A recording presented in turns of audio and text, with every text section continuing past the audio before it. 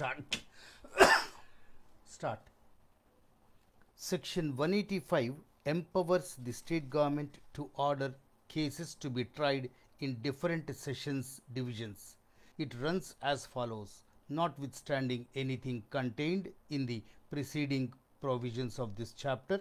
the state government may direct that any cases or class of cases committed for trial in any district may be tried in any sessions divisions,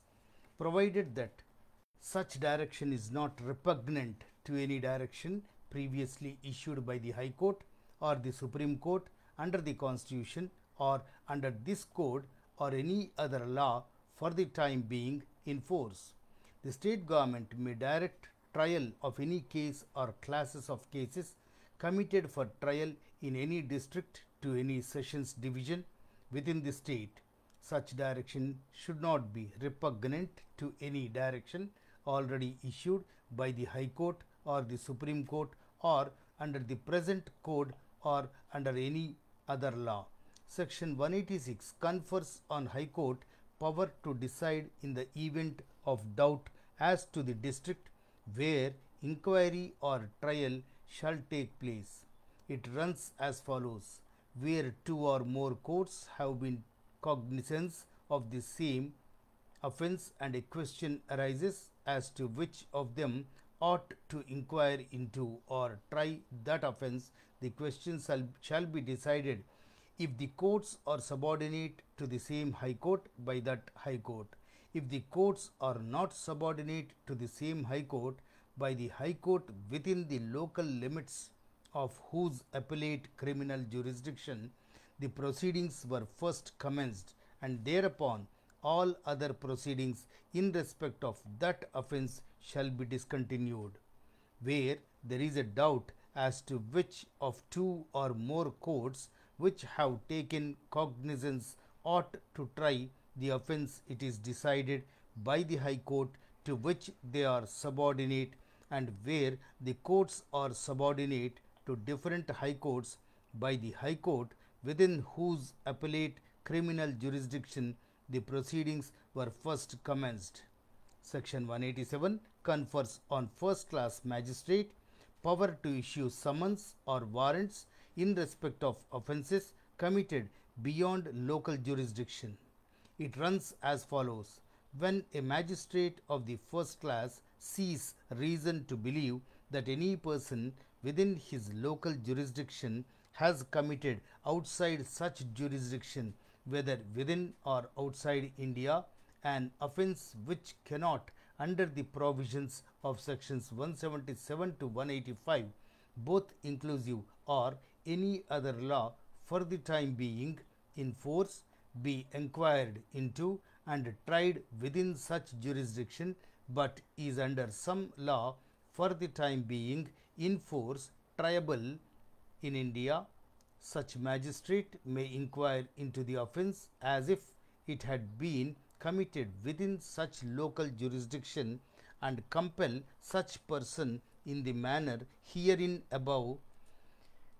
provided to appear before him and send such person to the magistrate having jurisdiction to inquire into or try such offence, or if such offence is not punishable with death or imprisonment for life, and such person is ready and willing to give bail to the satisfaction of the magistrate acting under this section, take a bond with or without sureties for his appearance before the magistrate having such jurisdiction. When there are more magistrates than one having such jurisdiction, and the magistrate acting under this section cannot satisfy himself as to the magistrate to or before whom such person should be sent or bound to appear, the case shall be reported for the orders of the High Court. When a magistrate of the first class has reason to believe that any person within his jurisdiction has committed an offence at a place within or without his jurisdiction in India or even abroad, which cannot be tried within his jurisdiction but is triable in India, he may inquire into the offence and compel such a person to appear before him, and then either send such a person to the magistrate having jurisdiction to inquire into or try such an offence, or may release him on bail if the offence is not punishable with death or imprisonment for life. When there are more magistrates than one having jurisdiction, and magistrate acting as above is not sure as to the magistrate to whom such a person should be sent, the case is to be reported to the High Court for orders. Section 188 deals with offences committed by Indians outside India. It reads as follows: by a citizen of India, whether on high seas or elsewhere, or by a person not being such a citizen on any ship or aircraft registered in India.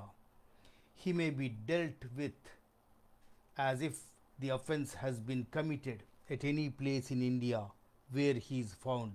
but the offence should not be inquired into or tried in India unless with the previous sanction of the central government. The object of requiring the sanction of the central government seems to be to avoid the accused being tried over again and again by different magistrates in India or by a foreign court. If he is already tried by a foreign court, or is being tried or tried by a magistrate other than the court seeking sanction, the central government refuses the sanction. But if he is not adequately punished by the foreign court, it may sanction prosecution in India. Section 189 deals with the receipt of evidence relating to offences committed outside India.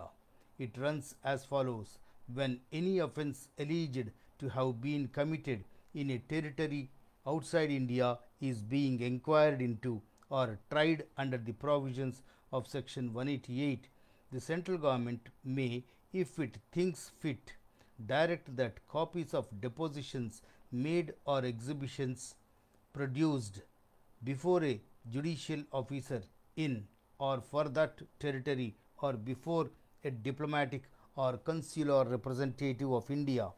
in or for that territory, shall be received as evidence by the court holding such inquiry or trial in any case in which such court might issue a commission for taking evidence as to the matters to which such depositions or exhibits relate. When a sanction to prosecution in an Indian court is given, and when such an offence is tried, the central government may direct that copies of depositions made or exhibits produced before a judicial officer or before a consular or diplomatic representative for that country shall be received in evidence by the trial court. If objection or to jurisdiction is taken, it shall be decided before commencing the trial, and such objection shall be taken at the earliest possible. A person accused of an offence is tried under three stages, namely investigation, inquiry, and trial. Investigation is a process conducted by a police officer to collect evidence for the purpose of inquiry, and trial by the court. After investigation is completed, the second important stage of trial begins. The police officer forwards the final report to a competent magistrate to take cognizance of the offence. To ensure fair trial, the Code of Criminal Procedure envisages certain steps as stated hereunder: to take cognizance of the offence, to ascertain whether any prima facie case exists against the accused person, and in case it does so exist, then to issue process against the accused person in order to secure his presence at the time of his trial, to supply to the accused person the copies of police statements, to consolidate different proceedings pertaining to the same case, and if the case is exclusively triable by a court of session, to commit the case to that court.